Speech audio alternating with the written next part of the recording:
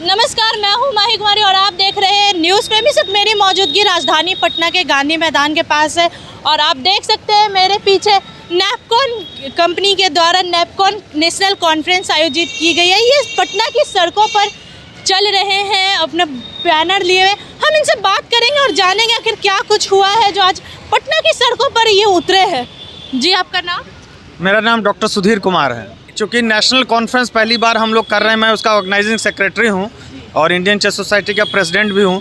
तो हम सारे पब्लिक को बताना चाहते हैं कि फेफड़ों का जो सुरक्षा है वो कितना ज़रूरी है और फेफड़े हमारे कितने बड़े वाइटल ऑर्गन हैं, क्योंकि ऑक्सीजन जो है पूरे शरीर में वही सप्लाई करती है। तो उसको कैसे स्वस्थ रखना है, प्रदूषण से कैसे बचना है और इसके बारे में हम लोग जागरूकता फैलाना चाह रहे हैं। तो क्या कुछ इसके लिए आपने सोचा है? हम लोग जो 4 दिन का सम्मेलन कर रहे हैं उसमें हमारा जोर इसी बात पे रहेगा कि फेफड़े की बीमारियों से कैसे बचना है और नई तकनीक जो आ रही है उसका इस्तेमाल जो है किस तरह से किया जाए कि अगर बीमारी हो जाए तो उससे कैसे निजात पाया जाए। इसके ऊपर पूरा हमारा फोकस रहेगा 4 दिन 11 से 14 दिसंबर सम्राट अशोका कन्वेंशन सेंटर में। डॉक्टर विजय हूँ, मेदांता हॉस्पिटल का सीनियर कंसल्टेंट। क्या कुछ उद्देश्य लेकर आज आए हैं पटना की सड़कों पर? मैम, ये सड़क पे हम लोग उतरे नहीं हैं, मतलब ये हम लोग अपना ये कर रहे हैं, वॉकिंग कर रहे हैं, वॉक मैथ है ये। तो इसमें हम लोग आपको जैसे बताया सर ने कि 11 से 14 दिसंबर तक हमारा नेशनल कॉन्फ्रेंस हो रहा है पल्मोनरी मेडिसिन का।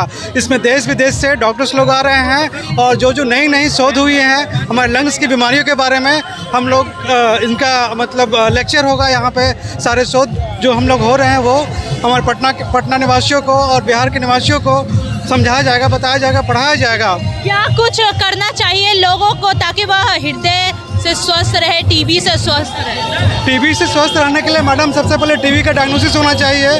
टीबी का डायग्नोसिस होने के बाद पूरी तरह से उसका कोर्स कर लेना चाहिए, बीच में कभी नहीं छोड़ना चाहिए कोर्स, नहीं तो रेजिस्टेंस बैक्टीरिया होने का चांस रहता है। डॉक्टर पवन कुमार अग्रवाल यहाँ पर आए हैं, आज प्रचार कर रहे हैं हेल्थ को लेकर। क्या कुछ कहना चाहेंगे हमारे दर्शकों को? कि अभी समय है ठंडे के मौसम का, तो ठंडे में सूर्योदय के पहले वो ना निकलें, सूर्योदय के बाद थोड़ी सी जब गर्माहट आ जाती है तब निकलें। उस समय प्रदूषण का भी इफ़ेक्ट कम हो जाता है, सवेरे प्रदूषण का इफ़ेक्ट ज़्यादा रहता है। और जब भी निकलें तो मास्क लगा कर निकलें। N95 मास्क या नहीं हो तो कम से कम गमछा लपेट के, रुमाल लपेट के निकलें, तब उससे प्रदूषण का इफ़ेक्ट कम रहेगा।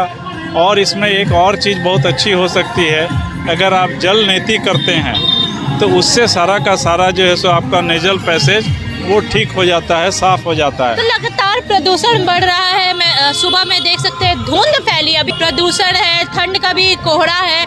ऐसे में लोग चल रहे हैं, कहीं ना कहीं अभी ट्रैफिक को लेकर भी किया जा रहा है, बुलडोजर भी चलाए जा रहे हैं। तो क्या ये सबसे प्रदूषण नहीं हो रहा है? बिल्कुल, अतिक्रमण भी एक बहुत बड़ी समस्या है।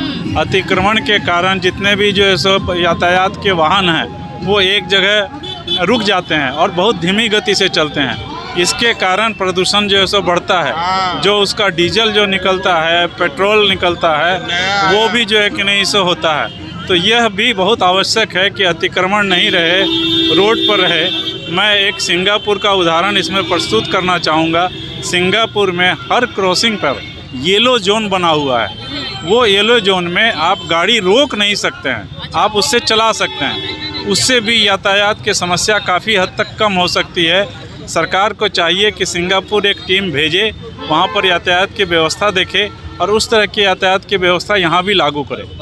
तो आपने सुना यहाँ पर डॉक्टरों की बात, वो नैपकॉन नेशनल कॉन्फ्रेंस कर रहे हैं जो कि पटना के गांधी मैदान में यहाँ पर थे और इस वक्त वो जा रहे हैं ज्ञान भवन में और वहाँ पर इनका अपना प्रोग्राम है। और उन्होंने बताया कि कैसे हम अभी बीमारियों से बच सकते हैं, कैसे हम हृदय, टीबी रोग से बच सकते हैं और लोगों से दरख्वास्त किया है कि सुबह उठकर चले और व्यायाम करें, साथ ही N95 मास्क का उपयोग करें इस धुंध में, इस प्रदूषण में।